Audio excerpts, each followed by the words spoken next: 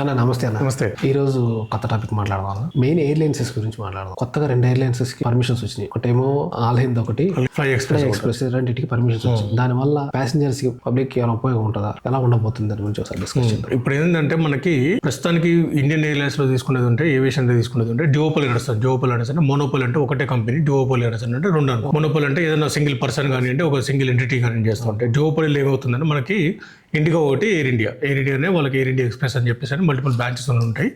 So air India అన్నది main parent company తీసుకుంటే, ఇటు పక్కన ఇండిగో పేరెంట్ కంపెనీ తీసుకుందాం. రెండు కంపెనీల చేతిలోనే 90% ఆఫ్ ఏవియేషన్ అన్నది మనకి ఇండియాలో నడుస్తూ ఉంది అన్నట్టు. మొన్న మనం చూస్తే కొంచెం ఫ్లైట్ డిస్టర్బెన్స్ జరిగినాయి. ఆ రోస్టర్ విధానం వాటి మార్చడము, తర్వాత డీజీసీ సేఫ్టీ కోసం తీసుకోవడం ఇవన్నీ తీసుకునేది ఉంటాయి. ఇప్పుడు మీరు అన్నట్టు అల్ హింద్ ఎయిర్ అయితే ఉందో, తర్వాత ఫ్లై ఎక్స్ప్రెస్ ఏదైతే ఉందో పర్మిషన్ ఇవ్వడం ఏమవుతుంది అంటే కొంత ఎయిర్ క్రాఫ్ట్ అవైలబిలిటీ అనేది మనకి దేశంలోకి వస్తుంది అన్నది. అంటే ఎగ్జాంపుల్ వాళ్ళ దగ్గర ఒక ఆల్రెడీ 100 ఎయిర్ క్రాఫ్ట్ నడుస్తాయని అనుకుంటుంది అంటే వీళ్ళ ఫ్లీట్ నుంచి ఇంకొక 10 యాడ్ అయితే మనకి 110 అయితే. సో అప్పుడు ఏమైందంటే 90% వాళ్ళ చేతి ఉంది కాస్తే 70% 80% వాళ్ళు తగ్గిపోతుంది. ఒక 10% 15% మార్జిన్ వీళ్ళు కవర్ అవుతుంది అన్నట్టు. స్లోగా మనకి కంపెనీస్ ఎక్స్పాన్షన్ చేసుకుని పోతుండే మనకి ఇండియాలో స్కోప్ ఉంటుంది. ఆల్రెడీ దీనికి సంబంధించిన స్టడీస్ జరుగుతాయి, బ్యాక్ ఎండ్ ఉంటుంది, ఇన్ఫర్మేషన్ అంతా ఉంటుంది. సో మనకి ఏంటంటే ఒక 5 కంపెనీస్ వరకు 5-6 కంపెనీస్ వరకు ఉండేటప్పుడు వాటికి ఆపరేషనల్ కెపాసిటీస్ ఉంటాయి, నడిపించుకోవచ్చు అనేది ఒక స్టడీ అయితే ఉంది. అంటే యాజ్ పర్ సివిల్ ఏవియేషన్ వాళ్ళకి సంబంధించిన రిపోర్ట్లలో చూసుకునేది ఉంటే మనకి ప్రస్తుతం 2 నడుస్తూ ఉన్నాయి, ఎయిర్ ఇండియా అండ్ ఇండిగో. ఈ 2 రావడము, ఇంకో కంపెనీ కూడా స్కోప్ ఉండడం వల్ల ఏమవుతుంది అంటే ఒక గుత్తాధిపత్యం అనేది లేకుండా పోతుంది. సో కన్జ్యూమర్ కి కొంతవరకు బెనిఫిట్ అవుతుంది, కాంపిటేటివ్ ప్రైసింగ్ వస్తుంది. ఇప్పుడు మనకి ఏంటంటే మనకి ఆల్రెడీ క్యాపింగ్ పెట్టారు 7,500. డొమెస్టిక్ లో మనకి మాక్సిమం అంటే 1000 కిలోమీటర్ల వరకు ఇండియాలో ట్రావెల్ చేసుకున్నందరూ మాక్సిమం క్యాపింగ్ వరకు 1000-1500 కిలోమీటర్ వరకు ఏంటంటే 7,500 రూపాయలు మాక్సిమం పెట్టారు అన్నట్టు. మినిమం 500 కిలోమీటర్ వరకు ఎంత డిస్టెన్స్ ఉన్నది మినిమం అమౌంట్ ఫీజు కూడా ఉంది. సో కన్జ్యూమర్ కి ఏమవుతుంది అంటే ఇప్పుడు మనం ఎగ్జాంపుల్ హైదరాబాద్ నుంచి ఢిల్లీ పోవడానికి డిస్టెన్స్ ఎక్కువ. మనకి ఇంతకుముందు ఏంటంటే 20,000, 30,000, 40,000 టికెట్లు కొంచెం సీజన్ బట్టి మార్చేవాళ్ళు. ఇప్పుడు మాక్సిమం క్యాపింగ్ 7,000 పెట్టారు కాబట్టి 2,500 వరకే టికెట్ దొరుకుతుంది లాస్ట్. అంతకన్నా ఎక్కువైతే పోతుందనేసి మనకి ఈజీగా ఎక్స్పెక్ట్ చేయండి. హైదరాబాద్ శ్రీనగర్ కూడా అంతే. మనకి డిస్టెన్స్ లాంగెస్ట్ అంటే హైదరాబాద్ ఎయిర్పోర్ట్ నుంచి తీసుకునేది ఉంటే శ్రీనగర్ లాంగెస్ట్ మనకి ఫర్దెస్ట్ పార్ట్ లో. అట్లనే గౌహతి మనకి ఫర్దెస్ట్ పాయింట్ ఉంటుంది. వీటికి 7,000 ఎందుకన్నా ఎక్కువ కాకూడదు అన్నది ఇప్పుడు ఉన్న యాజ్ పర్ రెగ్యులేషన్ ఇప్పుడు ఉన్నది. సో కొత్త ఏవియేషన్ రావడం, కొత్త కంపెనీస్ రావడం వల్ల ఏమవుతుంది అంటే ఈ ప్రైస్ క్యాపింగ్లలో వీడు 7,200 పెడితే వాడు 7,500 పెడతారు కావచ్చు, ఇంకోటి 6,900 ఇస్తారు కావచ్చు. కాంపిటీషన్ వస్తుంది. తర్వాత క్రూ మనకి జాబ్ వేకెన్సీస్ పెరుగుతాయి కొంతవరకు. అంటే ఏవియేషన్ ఇంజనీరింగ్ కానివ్వండి, లేకపోతే టికెటింగ్ కానివ్వండి, లేకపోతే మెయింటెనెన్స్ లో చేసే వాళ్ళు కానివ్వండి, తర్వాత ఫ్లైట్ మేనేజ్మెంట్ సర్వీసెస్ అంటే మనకి ఎప్పుడైతే మనం పోతాం బోర్డింగ్ పాస్ ఇచ్చేటోళ్ళు, చెకింగ్ ఇచ్చేవాళ్ళు, సెక్యూరిటీ ఇచ్చేవాళ్ళు, ఎయిర్లైన్ సెక్యూరిటీస్ ఉంటాయి. వీటిలో జాబ్స్ వీటిలన్నీ కూడా కొంతవరకు ఇంప్రూవ్మెంట్ ఉంటుంది అన్నమాట. ఇండియాలో చూసుకుంటే ఎయిర్లైన్సెస్ లో చాలా డిస్టర్బెన్స్ ఎక్కువ కనబడుతుంది. అవును, ఆ వెదర్ బాగుంటుంది, అంతా సానుకూల పరిస్థితి. కానీ ఏంటంటే క్యాన్సిలేషన్స్, డిలే టైమింగ్స్ అంటే చాలా ఇష్యూస్ రన్ అవుతున్నాయి. అది దేనివల్ల? అవును, మీరు అన్నట్టు ఏంటంటే మనకి తెలంగాణ కానీ ఇండియా మొత్తం ఓవరాల్ జనరల్ తీసుకున్నా కూడా ఎక్స్ట్రీమ్ వెదర్ కండిషన్స్ అయితే ఉండవు. టోర్నడోస్ అని కానివ్వండి, లేదా తుఫాన్లు కానివ్వండి, సడన్గా మనకి జీరో విజిబిలిటీ అట్లా సిచ్యువేషన్ ఉండదు. ఢిల్లీలో కొంతవరకు పొల్యూషన్ వల్ల జీరో విజిబిలిటీ వస్తాయి, కానీ అది కూడా చలికాలంలో. తక్కిన ప్రాంతాల్లో మనకు పెద్ద గేమ్ రాదు. ఎప్పుడో సివియర్ కండిషన్ వచ్చినప్పుడు, తుఫాన్లు వచ్చినప్పుడు వాటి డైవర్ట్ చేసుకుంటూ ఉంటారు. సో క్యాన్సిలేషన్స్ ఎందుకు జరుగుతాయి అంటే దీంట్లో ఒక 2-3 రకాల రీజన్స్ ఉన్నాయి. ఒకటి మనకు కనిపెడుతున్నట్టు అంటే లైక్ బయట కనిపించే వాటికన్నా పోల్చుకునేది ఉన్నదంటే ఎక్కడ డిస్టర్బెన్స్ జరిగిందని సరే ప్రాట్నీ అండ్ విట్నీ అనే ఇంజన్ వాడుతారు. సో పీడబ్ల్యూ ఇంజన్ వాడతారు అన్నట్టు. వీటికి గ్లోబల్గా అంటే ప్రపంచవ్యాప్తంగా ఇన్స్పెక్షన్ జరిగింది. సో ఏమవుతుంది సార్ అంటే ఎగ్జాంపుల్ మనకి ఇండియాలో ఒక 200 ఎయిర్ క్రాఫ్ట్ పిఎన్డబ్ల్యూ ఇంజన్ మీద నడుస్తున్నాయి సార్ అంటే వాటిని ఒక ఇంజన్ దాన్ని షట్ డౌన్ చేసేసుకొని దాన్ని మొత్తం వెరిఫై చేసుకొని చెక్ చేసుకొని మళ్ళీ దాన్ని పంపించినందుకు 8 గంటల నుంచి 12 గంటల మధ్యలో టైం పడుతుందని చెప్పేసి అన్నారు. సో ఏమవుతుంది సార్ అంటే ఈ 200 వెహికల్స్ ఒకటేసారి వాడు చెక్ చేయలేరు కాబట్టి, ఎయిర్ క్రాఫ్ట్ని చెక్ చేయలేరు కాబట్టి ఈరోజు ఒక 4-10 పెట్టుకున్నారు అనుకోండి, ఆ సంబంధించిన స్కెడ్యూల్ మొత్తం డిస్టర్బ్ అయిపోతూ ఉంటుంది. దీని బ్యాక్ ఎండ్ రోస్టర్ కూడా డిస్టర్బ్ అయిపోతుంది. బ్యాక్ ఎండ్లో ఏం జరుగుతుంది అంటే ఆ టైమింగ్ ఏదైతే ఉంటుందో 8 గంటలు డిలే అప్పుడు ల్యాండ్ అయ్యేటప్పుడు ఇంకొక ఎయిర్ క్రాఫ్ట్ ఉండేది ఉంటే ఆ ఎయిర్ క్రాఫ్ట్ టైమింగ్ కూడా స్కెడ్యూల్ మారిపోద్ది అన్నట్టు. సో దీనివల్ల ఒకటి. తర్వాత డీజీసీఏ మనకి ఏదైతే కండిషన్ పెట్టిందో 48 అవర్స్ వాళ్ళకి రెస్ట్ ఉండాలని చెప్పి పైలట్స్ని, ఇంతకుముందు 36 అవర్స్ ఉండేది. అది కాస్త కొంచెం గ్యాప్ పెంచడం వల్ల ఏమవుతుంది అంటే దాన్ని వీళ్ళు కంప్లైంట్ చేయలేకపోయారు ఇండిగో ఎయిర్లైన్స్ సంబంధించిన పైలట్స్. అక్కడ ఒక ప్రాబ్లం వచ్చింది. సో అది సేఫ్టీ రెగ్యులేషన్ కాబట్టి కంపల్సరీ ఫాలో కావాలి. సేఫ్టీ రెగ్యులేషన్ ఫాలో చేయాలని అన్నప్పుడు డిస్రప్షన్ వచ్చింది. సో టెంపరీగా మార్చినా కూడా ఓవరాల్గా అయితే సేఫ్టీ రెగ్యులేషన్ ఫాలో కావాల్సి వస్తుంది కాబట్టి దీనివల్ల కొంత డిస్రప్షన్ వచ్చింది. తర్వాత ఆపరేషనల్ కెపాసిటీస్ మనకి ఏదైతే ఎయిర్క్రాఫ్ట్ ఎయిర్పోర్ట్స్ ఉన్నాయో వాటి కెపాసిటీకి ఎంత ఉంటుందో ఆ కెపాసిటీ మొత్తం పనిచేస్తున్నాయి. ఎగ్జాంపుల్ బెంగళూరు, ఢిల్లీ ఎయిర్పోర్ట్ మనకి మ్యాక్సిమం కెపాసిటీలో పనిచేస్తూ ఉన్నాయి అన్నట్టు. ఓకే. అక్కడ చిన్న డిస్టర్బెన్స్ వచ్చినా కూడా దాని రిపర్కషన్ ఏమవుతుంది అంటే వేరే ప్యాసింజర్స్ మీద పడుతుంది, వేరే ఫ్లైట్స్ మీద, వేరే దగ్గరకు వచ్చే ఫ్లైట్స్ మీద పడుతుంటుంది. మొన్న ఢిల్లీలో కంజెషన్ వస్తే దాని ఎఫెక్ట్ హైదరాబాద్ పడి హైదరాబాద్ రావాల్సిన ఎయిర్ క్రాఫ్ట్ని విజయవాడలో ల్యాండ్ చేయాల్సి వచ్చింది అన్నట్టు. ఆ ప్యాసింజర్ ఏమంటుంది, వాడు విజయవాడ దిగి మళ్ళీ బై రోడ్డు హైదరాబాద్ రావాలి. ఇంకా టేకాఫ్లో ల్యాండింగ్ మొత్తం ప్రాబ్లం వస్తుంది. సో అంత డిస్ట్రప్షన్ వస్తుంది. సో ఓవరాల్గా ఇది సింగిల్ పర్టికులర్ ప్రాబ్లం లాగా చూడకుండా ఓవరాల్ కాంప్రహెన్సివ్గా చూసుకుంటే దాని అంటే దీంట్లో మల్టిపుల్ రీజన్స్ కనపడతాయి అన్నట్టు, ఒకటి కాకుండా. ఇది ఎయిర్లైన్స్ ప్రాబ్లం కింద చూడాలా, లేకపోతే ఎంటైర్ సిస్టమ్ ఏదైతే ఉందో ఆర్గనైజ్ చేసే సిస్టమ్ మొత్తం మీద అది ఫెయిల్యూర్ కింద? ఇది కరెక్ట్ క్వశ్చన్. ఎందుకంటే అంటే మనకి దీంట్లో రెండు కనపడతాయి. ఒకటి ఎయిర్లైన్స్ ప్రాబ్లం కనపడుతుంది. ఒక 1 year బ్యాకే మనకి గవర్నమెంట్ ఒక DGCA ఒక రెగ్యులేషన్ తీసుకొచ్చింది. ఇది 48 hours రెస్ట్ ఇవ్వాలి పైలట్స్ అని చెప్పేసి రెస్ట్ తీసుకొచ్చింది. సో వీళ్ళు 1.5 day కన్నా బదులు 2 daysకి వాళ్ళకి రెస్ట్ ఇవ్వాలి అన్నది దానికి తీసుకొచ్చింది.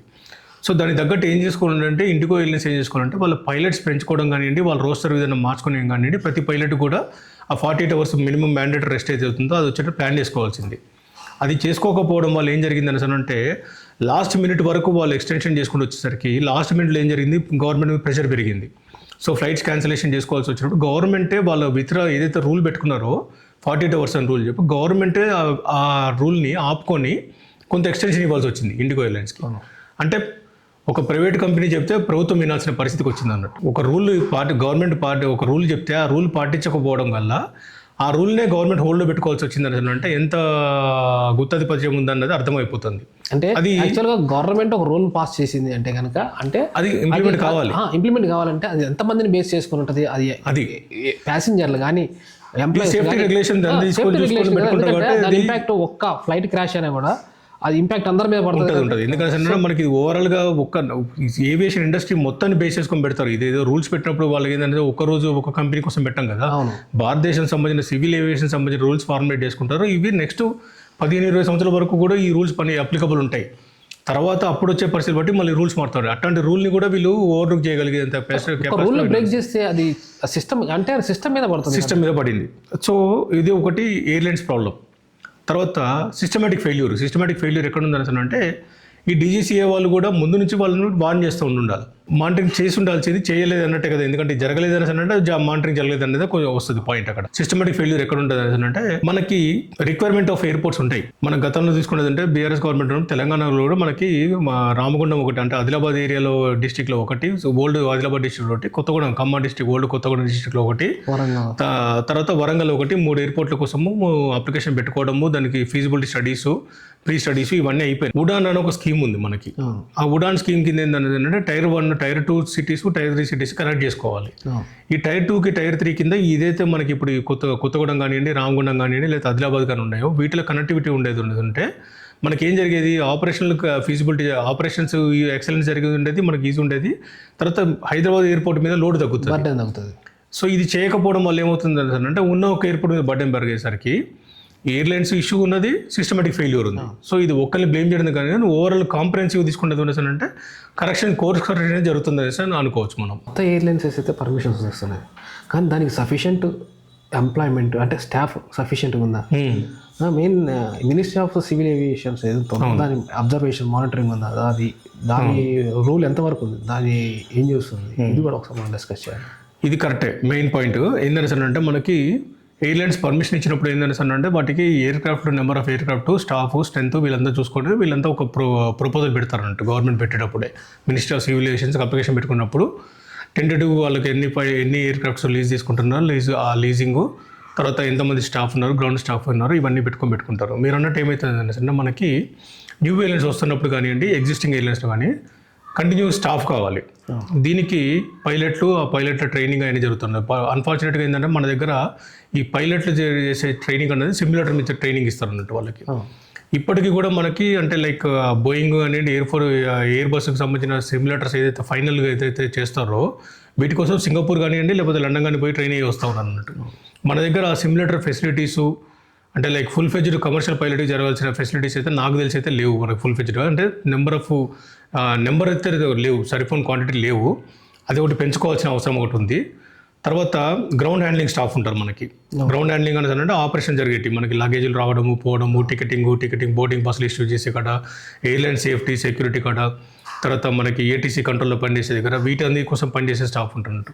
ఇదైతే మామూలుగా మనకి ఇంటర్మీడియట్ డిగ్రీతో చాలా మంది జాయిన్ అయిపోతుంటారు. ఎంపీసీ బ్యాక్గ్రౌండ్ అయితే ఉంటుంది, వాళ్ళందరూ చేసుకుంటూ ఉంటారు కాబట్టి. సో దీనికి సంబంధించిన స్టాఫ్ అయితే ఉంటారు, ప్రాబ్లం లేదు. క్యాబిన్ క్రూ ఒకటి, తర్వాత పైలట్స్ ఒకటి, ఎయిర్క్రాఫ్ట్ మెయింటెనెన్స్ ఇంజనీర్స్ ఒకటి.